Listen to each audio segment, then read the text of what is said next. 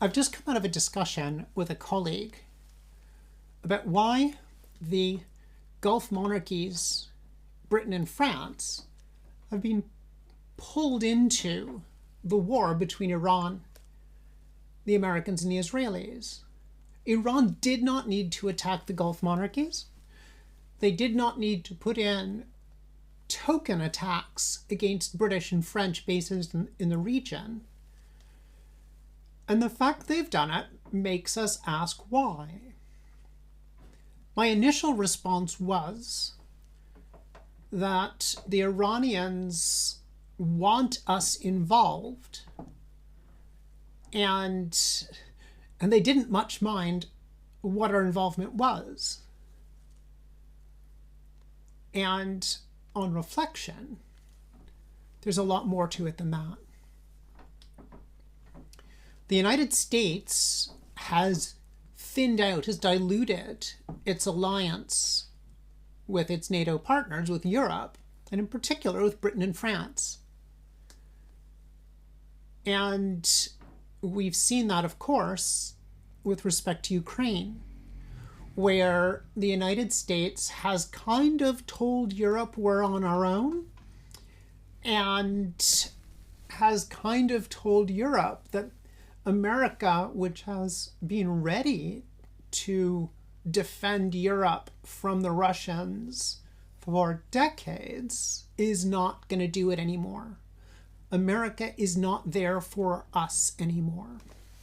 And of course, that was abundantly clear in the speech that Marco Rubio, the American Secretary of State, gave at the Munich Security Conference, and it's clear in the fairly light touch American national security strategy published last year. So the Iranians have demonstrated practically to Britain and France, and also to the Gulf monarchies, that America isn't protecting us. On the contrary, America has started a war with Iran, a war they didn't need to start. And as the consequences of that war impact, literally, on the Gulf monarchies and on Britain and France, America has caused us to suffer damage and has not protected us from that damage. The Iranians are perhaps even drawing a contrast between the Gulf monarchies and Israel, because Israel has been able to protect itself with some American assistance from Iranian rocket attack, although the Israelis have already taken 10 killed in this war. And the Gulf monarchies, Bahrain in particular, and the United Arab Emirates, have taken their licks from the Iranians.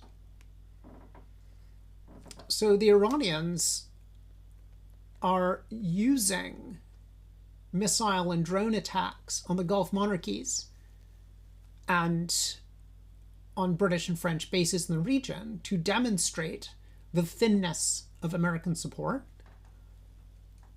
And perhaps they are demonstrating that China is a doorbell worth ringing.